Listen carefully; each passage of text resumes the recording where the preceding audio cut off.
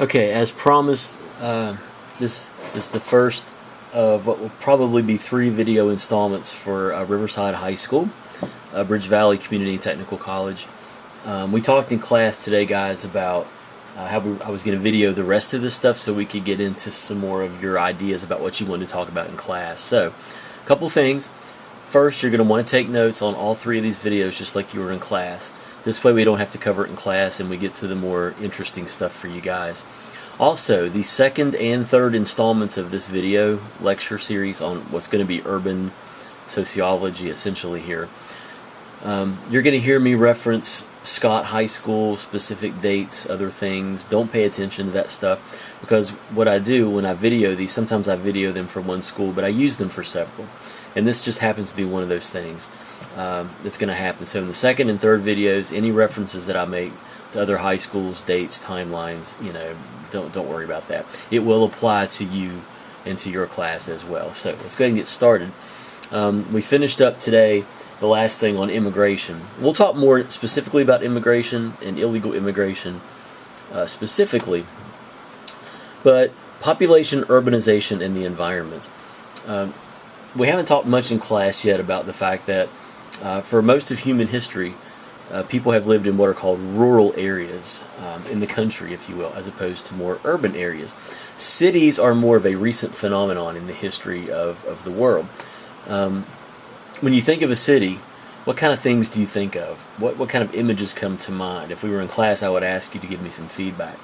A lot of students say, well, they think of the buildings, you know, the streets, the cars, the shops, the restaurants, lots of people, you know, diverse populations. There's a lot of visual and auditory stimuli. There's a lot of things going on. Then I would ask, what do you think are the important or the essential components of cities? What is it that makes a city different from a rural area? We live in what's defined as a rural area, a rural state in West Virginia compared to a lot of other places. Even Charleston, our city, our capital, has really pales in comparison when you compare it to other cities in terms of its size, its physical size, population, etc., etc. So city is a concept that is difficult to define. And again, cities are more recent phenomenons in the history of the world. But here's what we come to. Here's what we understand. Components of a definition of city that are most agreed upon. First of all, we know that, and you'll want to write all these down, by the way. Cities contain an astounding number of people who live in a relatively small space. So they are densely populated. Second, cities are economic, political, and artistic centers of civilizations. If you think of cities, if you've traveled to bigger cities, or even if you go to Charleston, generally you find more of the artistic things going on there. The political center, the capitals of every state are generally located in urban areas. And third, cities are connected to the larger societies of which they are a part. So every city is connected to every other city in this country. Even the rural areas like we live in, we're connected to Charleston. Charleston's connected to every other city in this country because we are interdependent. So why is it important to study cities? That's the magic question. Well, in this part of sociology, I'll give you some images of cities from around the world. There's Tokyo, Japan. As you're thinking about why it's important maybe to study cities, Moscow, Russia, London, England, you've got Rio, Oslo, Norway. Now I'm going to give you guys a few terms that you're going to want to be familiar with, and you want to make sure that you have these down in your notes. The first one is urbanization. This is a process in which an increasing proportion of the population becomes concentrated in urban settlements. So we're looking at quantitative data. We're looking at numbers, population numbers. What we have is more people, when you add them up at the end of the day, are living in cities as opposed to rural areas. And this has been happening for quite some time, especially in the last 100 years in our country. We've moved from a rural population to an urban population. That's not to say that we don't still have cities and rural areas, obviously. Now, urbanization is different from city growth, but the two can occur together. When we talk about city growth, we're talking about the infrastructure, the physical boundaries of the city that can expand and get bigger. Okay, that's different from urbanization, which we're just talking about pure population numbers, people. Okay, now urbanism, this is the social psychological aspects. We're talking about the social psychological aspects of life, personality patterns, and behavioral adaptations that are influenced by the city. So what's the city like? How does it feel? What kinds of things go on in cities? So we're talking about the urban experience. How do you experience the city? A lot of people say, well, there's a lot of stimulation, a lot of diversity, there's exciting stuff to do. I even hear people in West Virginia, when I'm teaching in some of the rural schools, talk about how there's nothing to do in their little area, so they travel to Charleston so they can get into something. Or maybe travel to a bigger city like Columbus or Cincinnati, Ohio, so they can experience something that's different from what they experience in their rural area or their town in West Virginia. So how does the city affect us? Now, city growth, again, this is different from urbanization. We're talking now about the physical expansion of cities to include infrastructure, building, land, property. Cities can grow. They can grow up.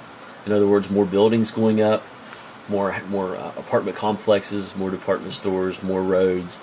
It can also expand out. A lot of cities have sort of annexed or sort of taken over outlying areas that were maybe not exactly urban before, but have made them urban. Metropolitan areas. These are central cities surrounded by a number of smaller cities and suburbs that are closely related to it both socially and economically. If you think of a metro area or a metropolitan area, you could think of Charleston as being sort of the nucleus, if you will. And you can think about the different suburbs that kind of go out from Charleston. You could think of maybe South Charleston, maybe South Hills. You could even get out into like Dunbar and Institute, perhaps.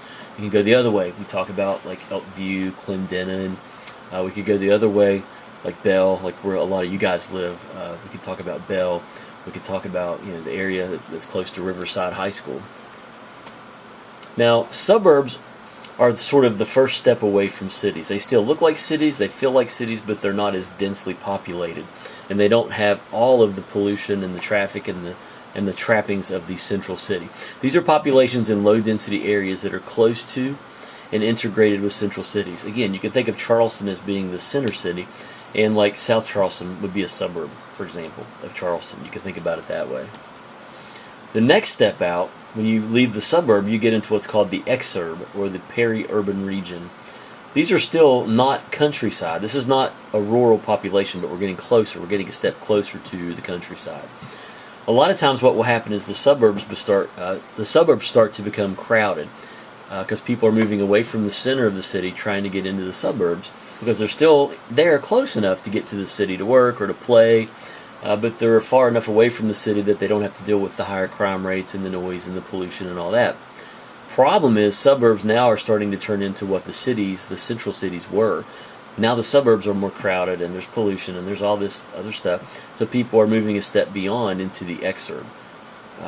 It still has an urban feel, but it's even more removed from the center of the city, and you're one step closer to the countryside. And then, of course, you get to the rural areas of or pertaining to the countryside, and you got a couple of images there. A lot of people are up in arms because cities are spreading out. It's getting to the point where urban places, physical space, is expanding out so much, so quickly, that it's actually annexing and taking over rural areas.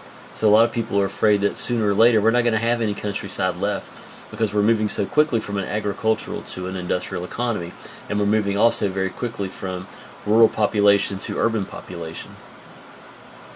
The book talks about megacities, complex of cities distributed along a major axis of traffic and communication with a total population exceeding several million people. And you can kind of see Tokyo, you can see 35 million people. Mumbai, if you want to get into the United States, New York, you can see mega city. You've got 20 million people in New York. If you want to go to Los Angeles, I'm looking at the 2015 numbers, the ones in yellow. In Los Angeles, it's right at about, what is it, 18? My eyes are going bad. No, I'm sorry, about 13 million people. So you get the idea. And again, mega cities, you're looking at a complex of big cities that are distributed along a major route or axis of traffic and communication. And Los Angeles is probably our biggest mega city in this country.